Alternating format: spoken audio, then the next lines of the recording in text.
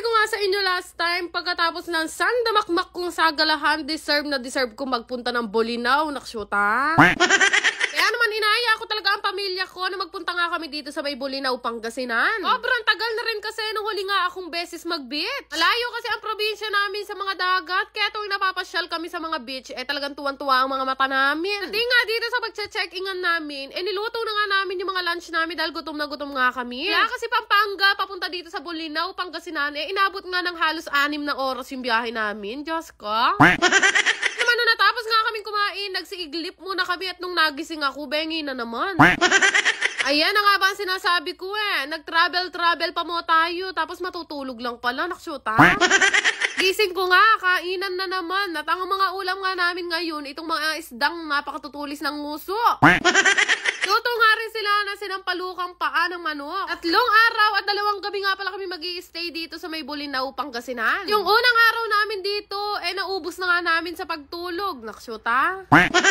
Tapos nga namin kumain ng dinner ni Bebo, nagaya nga ako sa kanya na maghanap kami ng 7-Eleven. Nasa 20 to 30 minutes nga yung binyahe namin para mapuntahan lang to 7-Eleven dito sa may Bolinao. O konti kasi yung mga binaon namin na pagkain, kaya sabi ko sa kanila, dito na nga kami mamili lahat. Biglaan lang din kasi yung pagbubulinaw namin kasama nga ang pamilya ko. Naman ayan, pati shampoo, wala ako rugong dadalan. Sobrang layo nga ng tindahan o bilihan dun sa pinag-i-stayan namin. Naghanap na nga kami ng mga pwede pa namin dalhin at bilhin. Kaya nga nito mga soft drinks, namili nga kami ng 4 na bote. Mas mahalaga pa yan kaysa sa shampoo at conditioner. Charis! Kung ano pa nga yung mga pwede namin bilhin dito sa 7-Eleven, pinaghahanap at pinagkukuha ko na nga. Taga lang, baka bigla ako mag-crave ng siopaw kahit 3:00 ng madaling araw, papupuntahin ko si Bebo dito. Sobrang dami nga namin pinamili at fast forward, kinabukasan nga, maaga na akong gumising, syempre. Kain na naman nga nung ginising nila ako, kaya kinuha ko na nga itong gourmet bagoong ng Miss D. Sana ako magdala, bit-bit ko yan, napakasarap naman kasi. Sakto naman mo yung ulam namin ngayon, paksiw na bangus, tapos ititil-til mo sa bagok. Gourmet yan. Tingnan din nga sinabi. Ay, masarap na. Masarap, diba? Oo. Ba, pati yung lola ko nagustuhan niya talaga yung bago. Sabi ko pa mo sa inyo, nag-o-omad ako o 1 meal a day lang ako. Diyos ko, may omad ko buntok. Hindi ko nga kumain, nagpunta na nga ako dito sa kwarto namin, tapos nagpalit na nga ako dahil may balak na nga ako mag-swimming. 8 pa lang naman yan ng umaga at feeling ko vitamins pa lang naman ang sinag ng araw. Alam nyo guys, sa lahat ng pinupuntahan kong beach, dito talaga sa may Patar, Bolinao, Pangasinan, gustong gusto ko nagbabakasyon. Kasing katao-tao dito, para bang inarkila namin ang buong island. Kahit saan pa nga, tapos napakababait pa nga nung owner ng pinag-i-stayan namin. Lang nung nakalusong at nakababad na ako, bigla naman rugong tumirik ang araw. Naman dali-dali akong umahon, Diyos ko, hindi ako pwedeng madulok, may sagala pa ako, 4 naksyuta. Kaso gustong gusto ko talaga mag-swimming, kaya naghanap na lang ako ng payong. Siyempre, hindi ako pwedeng umitim basta-basta. Sayang naman yung nilalaklak ko, neko tayon.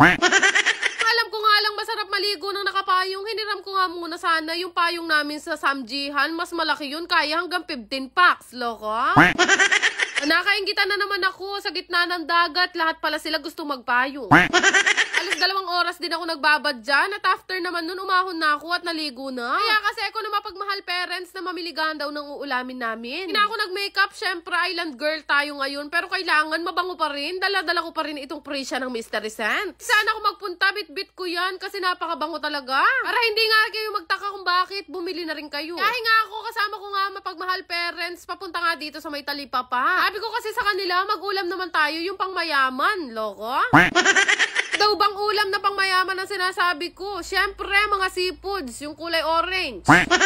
Binsya kasi namin sa Pampanga, inuko, napakalagad lang namin kumain ng ganyan. Pag ganyan ang ulam namin, nasahan nyo tumama sa wedding ang tatay ko. Charis!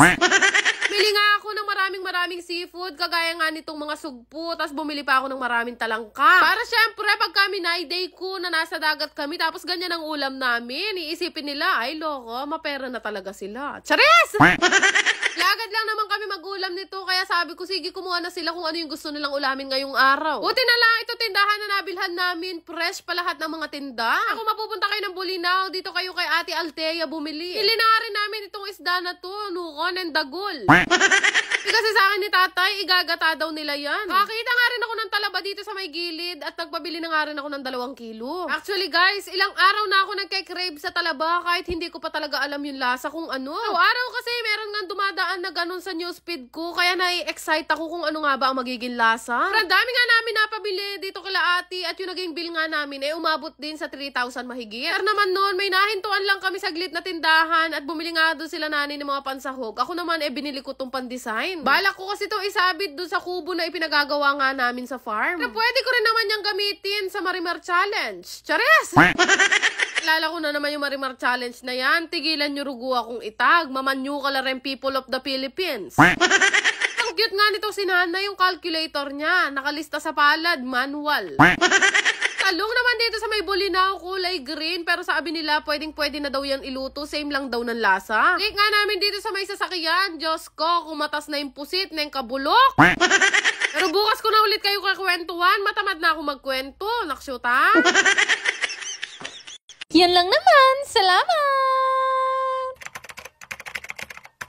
Gusto ko lang i-share sa inyo itong pinaglilibangan ko ang laro na Masaya Game. Siyempre, ito po ay bawal sa mga bata at paalala lang, ito ay libangan lang. Para makagawa ka nga ng account dito, kailangan mo lang naman mag-register gamit ang iyong phone number, mag-create ng password, ilagay ang verification code at mag-confirm. Referral ID naman ay makikita mo nga sa comment section. Napakagaling nga kasi may pa-daily bonus talaga sila araw-araw. Ganun lang kadali, magkakaroon ka na nga ng account dito sa Masaya Game at napakarami nga pwedeng pagpili ang laro dito. Siyempre, bago ka makapaglaro, ay kakailanganin mo muna nga mag-cash in gamit nga ang inyong mga GCash account number. 100 pesos nga ang minimum, 30,000 naman ang maximum. After nga noon ay makakalaro na nga kayo at gaya nga nito, nilaro ko nga itong Golden Emperor na palagi ko nga nilalaro. Tutuwa ako dito kasi napakadali niya lang talagang laruin tapos ang laki talaga ng napapanalunan ko. Kakatuwa lang kasi kapag ka naiinip ako at wala talaga akong magawa, ito nga yung ginagawa kong libangan. Ay tingnan nyo naman, papindot-pindot lang ako, nananalo na ako ng malaki gaya nito. Siyempre, palagi kong ginagawa kapag ganito nakalaki yung napapanalunan ko, wini-withdraw ko na nga yan. Sobrang dali lang naman din mag-withdraw, ilalagay mo lang naman kung ilan yung amount na gusto mong withdrawin at siyempre, ang GCash account number mo. Kaya kung gusto nyo rin subukan, ilalagay ko na lang ang link sa comment section.